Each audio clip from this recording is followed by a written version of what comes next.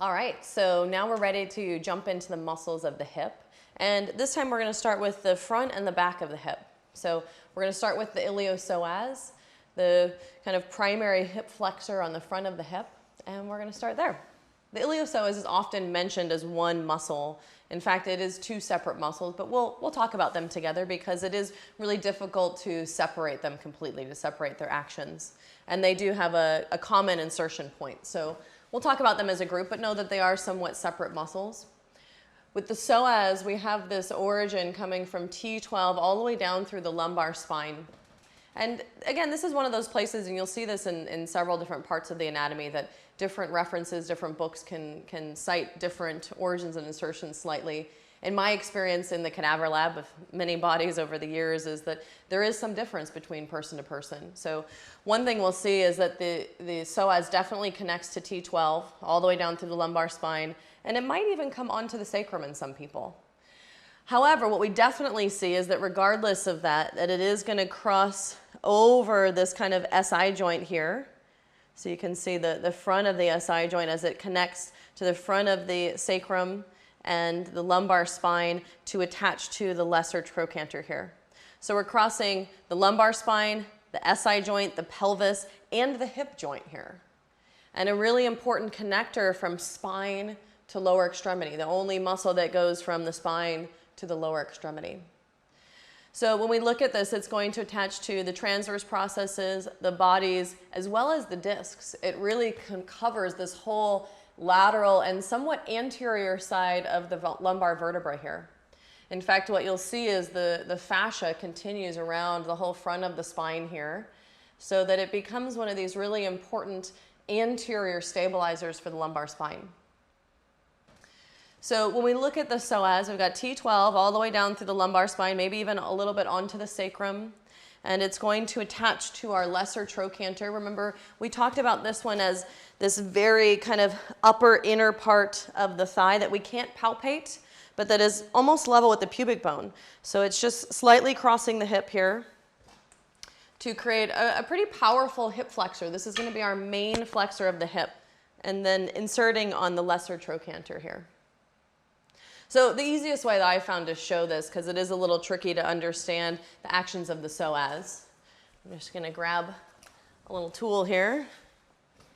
So if you can imagine the psoas coming from the lumbar spine, and it's a little tricky because Fred's spine doesn't really bend because he has a nice metal rod through the center of it. But you can imagine here, if I were to tie this around his lumbar spine, remember the psoas is coming from the lumbar spine and attaching right around the lesser trochanter here. So if you imagine this muscle shortening here in between, you can start to imagine it lifting Fred's leg up. Now, if my leg stays on the ground here, and this is the tricky part because he's got a metal rod, so you have to kind of visualize, but if this shortens a little bit, it's also going to pull me into what we call a lordosis, or this lumbar extension here.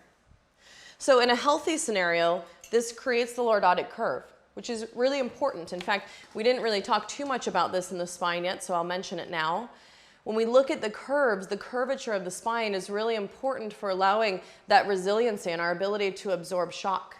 You can imagine if you were to walk around with a rod-shaped spine, your ability to absorb impact and shock will be really limited here.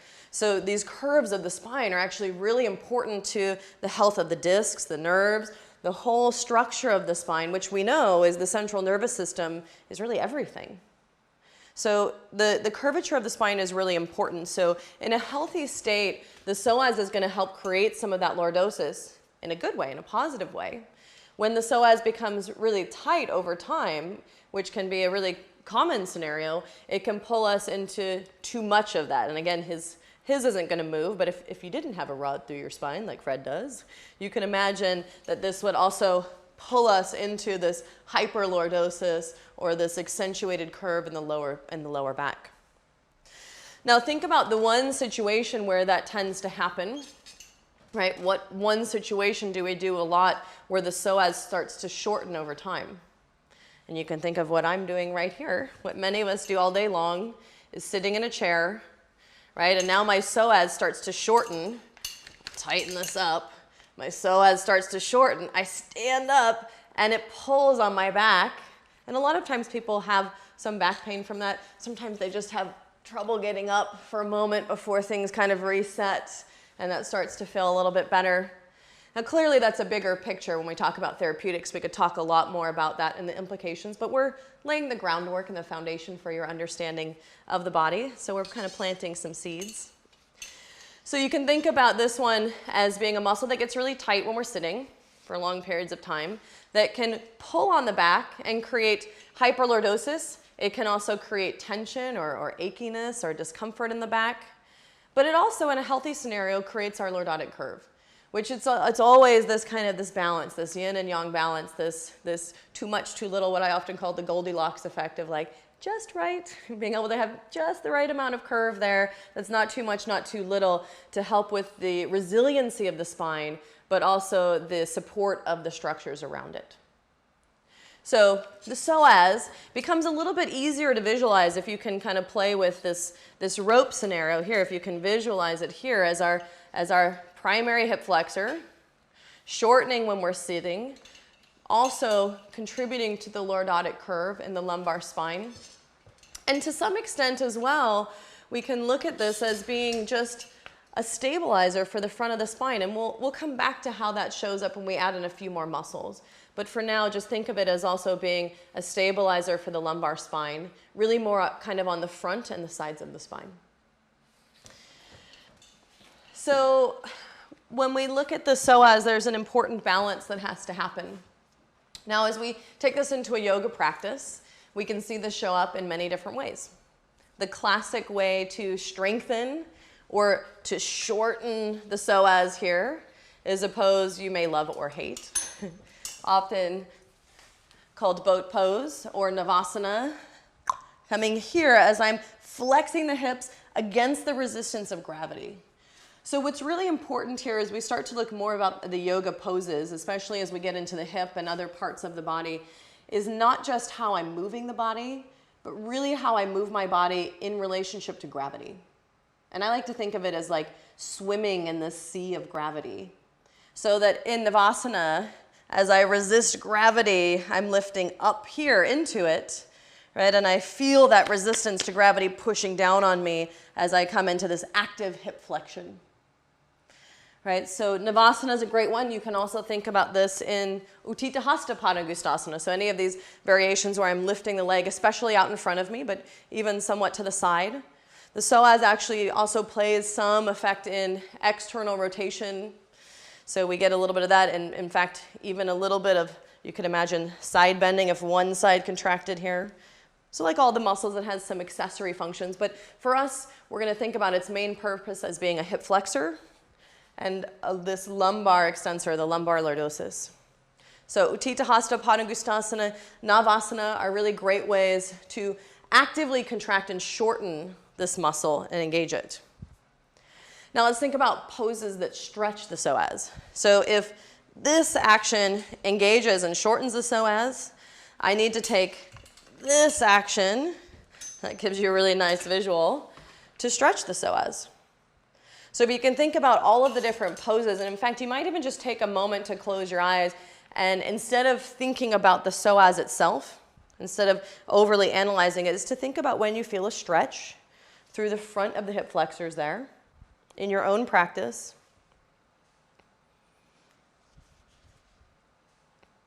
And as you open your eyes, probably one of the first things that came to mind for many of us are any of these kind of lunge variations. Again, as Fred takes his leg behind him here, he's coming into a lunge, which could be crescent lunge, it could be low lunge, even warrior A will get some of that stretch through the psoas there.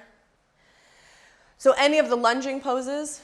It also brings us to another group of postures that we look at where potentially both hips are extending. He's very flexible.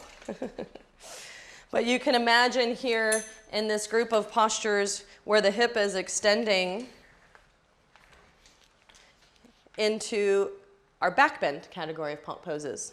So that could be bridge, it could be He's very bendy. It could be wheel. It could be dancer's pose. It could be Dhanurasana, because all of the back bending poses are going to have some element of hip extension.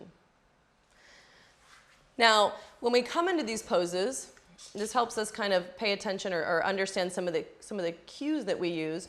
One of the big ones we look at in something like crescent lunge or low lunge is often this cue of drawing the belly back, either away from the thigh or in toward the spine. And what that's doing is it's putting the psoas in a position of more of a stretch. If I let the belly sag out here, remember I'm putting some slack on the psoas. As I pull the belly back, I'm actually putting more stretch into the psoas. So this is what I think is really helpful as a teacher to understand, is there's not always a good or a bad or a right or a wrong way to do the poses. In fact, if the psoas is really tight, I might want to let myself come out of it a little bit. Cueing that belly back and lifting up might be too intense. So leaning forward and having some support, or even bending that back knee to take some of the hip extension out of it. There's always different ways to modify, and as a teacher, what I feel really strongly about is if you understand the basics of the anatomy, you can really start to understand how to modify and cue better too. So when I look at this in a crescent lunge scenario, again, I'm looking at that in order to really target the psoas. If I need more of a stretch or want more of a stretch there, is drawing the belly back, which is the same in back bends, right, where my tendency is to lay in the lower back. And we'll talk more about the support of the abdominals that work with this, but my ability to draw the belly back and support it so that I'm not laying and dumping into the lumbar spine. But I'm also setting myself up for more of a stretch through the hip flexors here than if I allowed that lordosis as I come into my back bend. So the cues help not only to target very specific muscles, they also help us understand how to modify and also potentially protect some of these structures that tend to be more vulnerable. Remember, we talked about this spine structure, and we looked at how the neck is this kind of free-floating part of the spine. We've got then the thoracic spine being really well kind of tied down by the rib cage, and this really strong structure of the pelvis, and again, this free-floating lumbar spine. So we see that the strength of the cervical and the lumbar spine are that they really are mobile. They allow for us to move around, but the weakness, the inherent con to that, is that there is some vulnerability in that excessive movement. So not only does cueing that support set us up for a deeper stretch in the psoas, it also helps to protect this more vulnerable part of the spine. So as we start to understand the anatomy more and more, we can start to break down some of these really traditional concepts that we've used for maybe thousands of years to look and see how and why and when they might be more or less helpful. So the big takeaway with the psoas that I want you to remember is that it's really important to have a balance of strength and flexibility.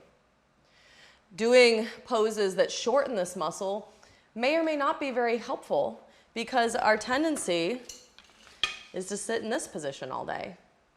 So what we really want to be able to find are poses that can not only strengthen, but also lengthen. So that what we see most commonly in the psoas, what tends to be one of the biggest struggles, is that this muscle tends to get tight and weak. So Navasana might be a helpful pose from time to time, and maybe we just combine it with some stretching afterwards or before or both. Or we might play with modifications, and this is up to you to experiment, but maybe even simple modifications where I can feel the psoas lengthening a little bit more as I hover at more of an extension here. I could do it on my back, and this is where a lot of, I think, the creativity comes into play as a teacher for you to experiment not only with what feels helpful in your body, but also with your students. So that we can target the same muscles and find ways that might be more helpful for different people or more helpful as we look at some of the common obstacles of the muscles. So, finding a balance between strength and length. Now, let's move on to the next one. The next one is going to be the antagonist of the psoas, meaning remember that it performs the opposite function. Now, before we move on to the next one last note that we haven't mentioned a lot just yet is the iliacus. So we've really talked primarily about the psoas, and like I said, they're both going to be very similar. But we also have the iliacus, remember, which is part of the iliopsoas. We've got the psoas side and the iliacus part. The iliacus is going to go from what we call the iliac fossa, which is really just the front of the ilium here. There's a little bit of a concavity to it, and it's going to cover this whole front side of this kind of like ear. You can kind of, I like to imagine like little Dumbo ears on the inside of the ilium here. So it's going to cover that. It's going to insert in the same position as the psoas, which is why they're often lumped together, because they're both really primary hip flexors. This one will also contract and will also anteriorly tilt the pelvis. So you can imagine that these two go together. Not only do I have that lordosis, but I have the anterior tipping of the pelvis, which happen together. It's really hard to separate those two and do them on their own. So the psoas is going to pull the lumbar spine forward into lordosis. The iliacus pulls the pelvis forward into this anterior tilting. Both together, if that stays static, if that stays still, will lift the leg into hip flexion. So we've got different movements that can happen depending on which part of the muscle is moving there.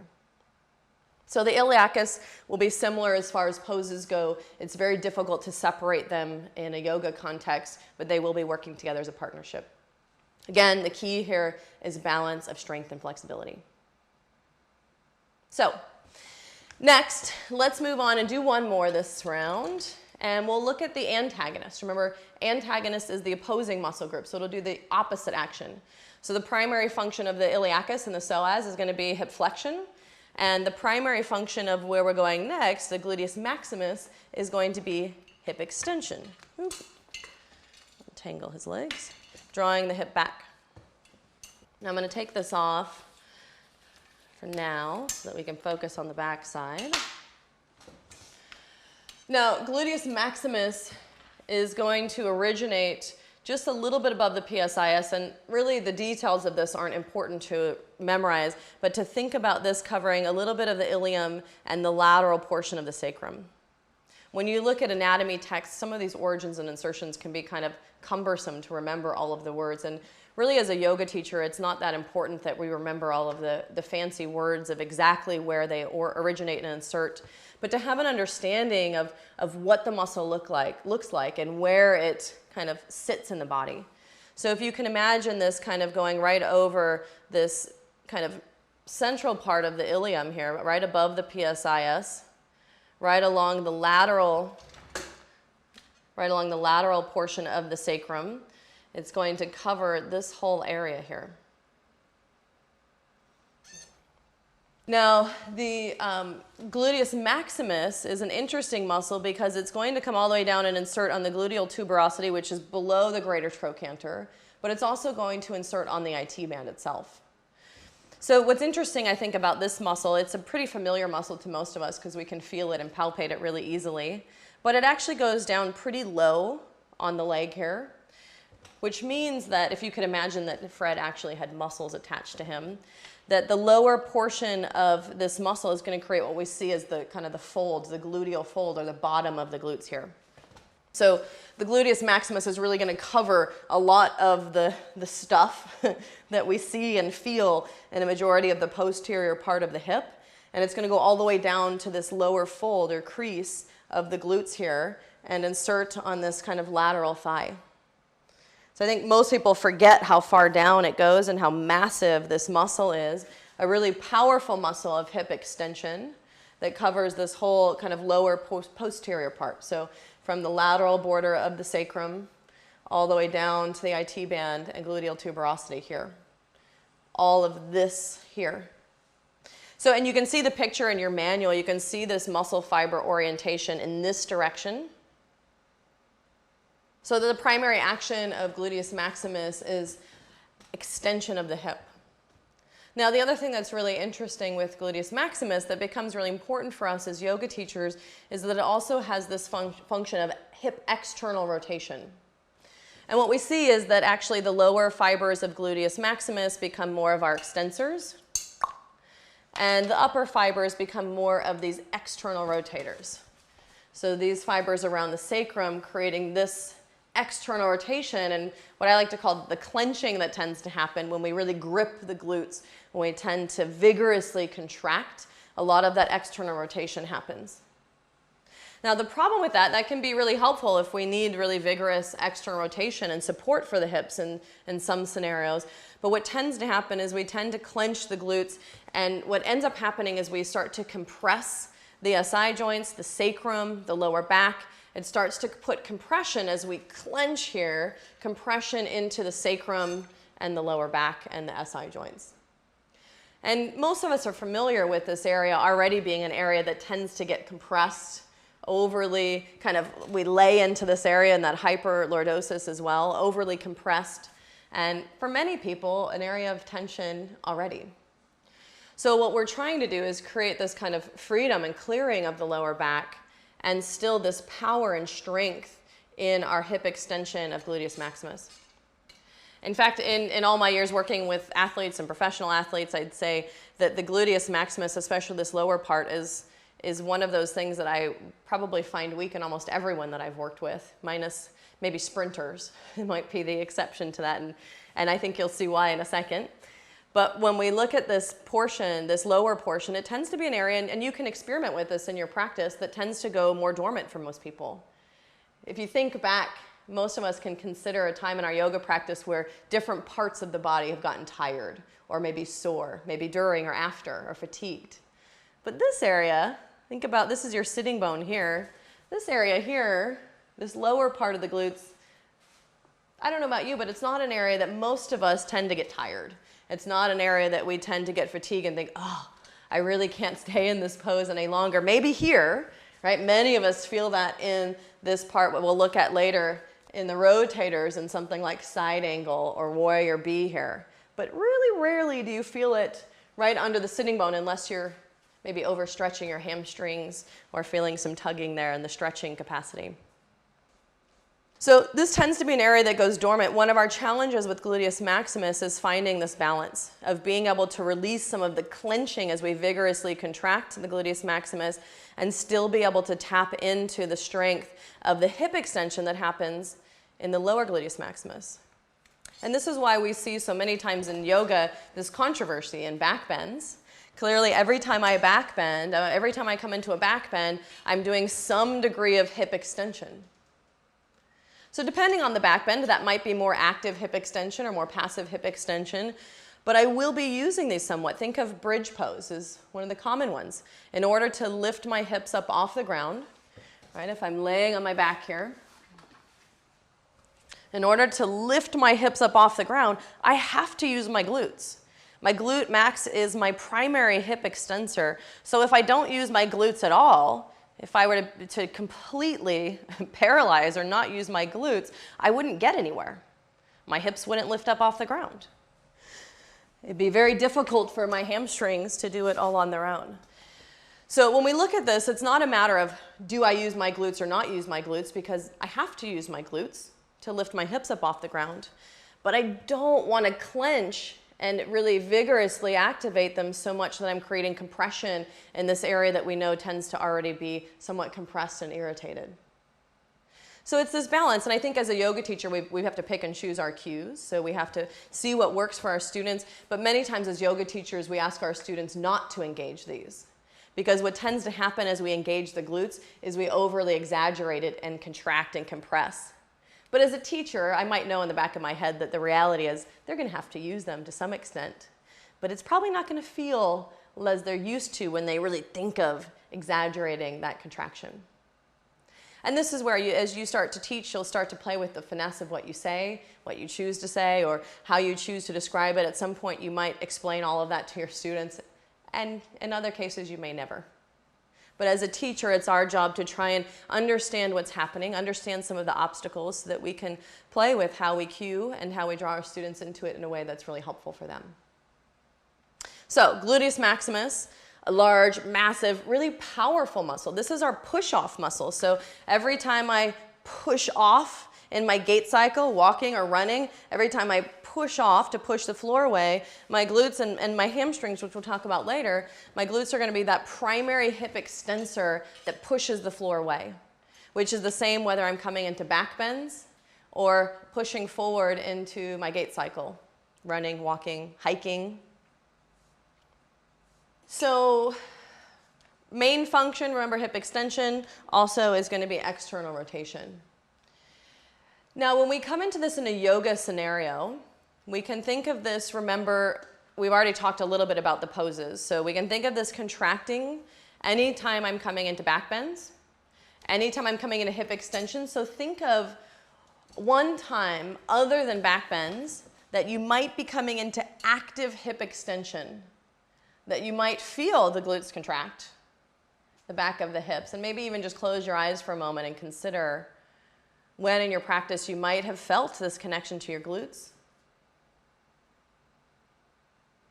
One of the great ways to really look at the glutes is in something like Shalabhasana or variations where I'm just taking one leg up. So this is going to be on our stomach, right? I could even just put my arms under my head and think about lifting one leg at a time. Now think about this, and here we come back to this idea of cueing and how we kind of finesse the practice, but to think about how the movement of the pelvis might articulate this as well. So one cue that can be really helpful to target the glute maximus is to think about pressing the pubic bone down so that the position of the pelvis stays the same, and I'm just lifting the legs here, so I'm looking more at the hip extension and less, you can watch here for a second, maybe you can see, less about the pelvis. So here's that extension that's happening in the spine and the forward tilting of the pelvis versus fixating the pelvis and lifting the legs and really focusing more on that hip extension versus now I see my low back and pelvis moving. Now it's just the legs moving. And it's not always a good or a bad or a right or a wrong thing. Coming into Shalabhasana and actively extending the spine can be a really helpful part of the practice as well. But if we're trying to target and bring some awareness to this area that tends to go dormant, we want to focus on ways that we can really isolate and bring some awareness there. And as you start to kind of play with your understanding of the anatomy, you'll start to feel a deeper connection to this, hopefully in your own practice first. So experiment.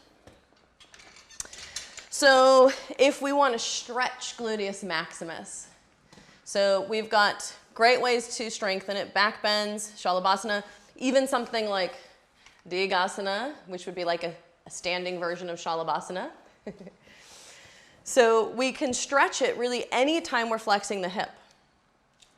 Now the interesting thing about gluteus maximus is it does tend to be an area that goes weak. So for most people, this very superficial part of the glutes isn't probably going to feel a stretch as much as the deeper layers. Most of us feel a stretch in our hips. Clearly, we feel something in a lot of the hip openers. But remember, the gluteus maximus is this larger, more superficial part of the glutes, not those deeper layers that we tend to really feel when we come into the hip openers. So this would be more of a sense of stretching that you'd feel more right under the skin rather than deeper in the hips.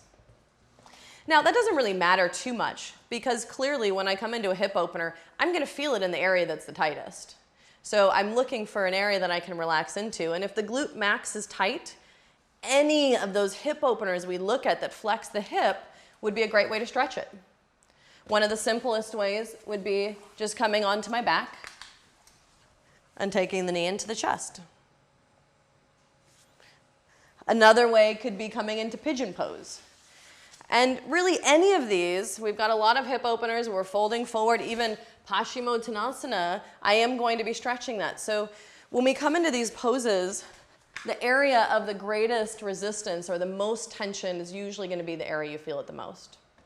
And I think this is helpful as a teacher to understand because as you bring your students into a pose, you might be telling them that it's stretching the rotators of the hip, and they might feel it somewhere else completely.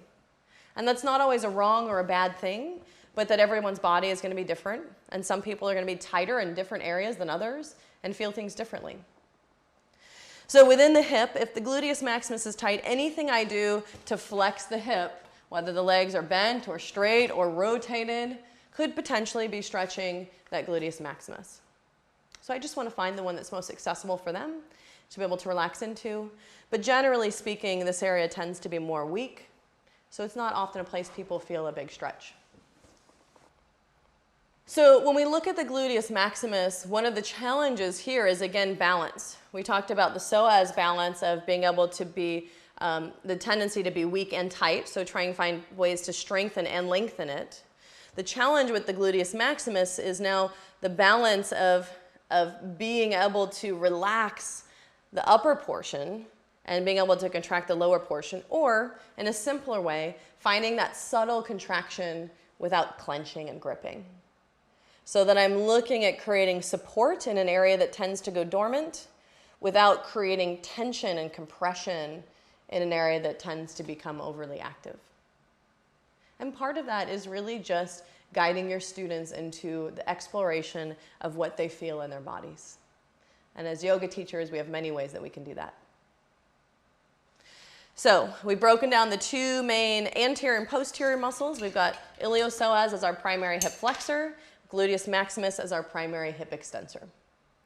So one last layer that's helpful to understand when we look at the function of gluteus maximus is also that the gluteus maximus prefers to fire from hip flexion position. So when I come into this one, it prefers to fire when there's a little bit of hip flexion. And you can feel this in something like if you come into crescent lunge and maybe do simple variations going forward and back. If you repeat that enough, what you'll start to feel here is that gluteus maximus. If I'm able to keep everything facing forward and keep that support of the belly so that I'm hinging forward and back without laying into my lower back, what I'll feel is this gluteus maximus firing to help me extend the hip. So here I'm coming into relative hip extension from a flexed position. So it really prefers to have this, and this is why I mentioned earlier that sprinters tend to be the one exception to having a weak gluteus maximus or lower gluteus maximus. So we see this in crescent lunge as I go forward and back. As I come into these transitions where I'm moving in this front to back orientation, maybe that's into Utthita Hasta Padangusthasana, maybe that's coming back and forth into crescent, maybe that's even coming from low lunge to a stand. Could be many different things. But the transitions are really key for the gluteus maximus. Think about this as well anytime you come into a sun salute. If you're a vinyasa practitioner, as I come up into warrior A, every time I come up and down, a lot of that support ideally is also coming from my gluteus maximus.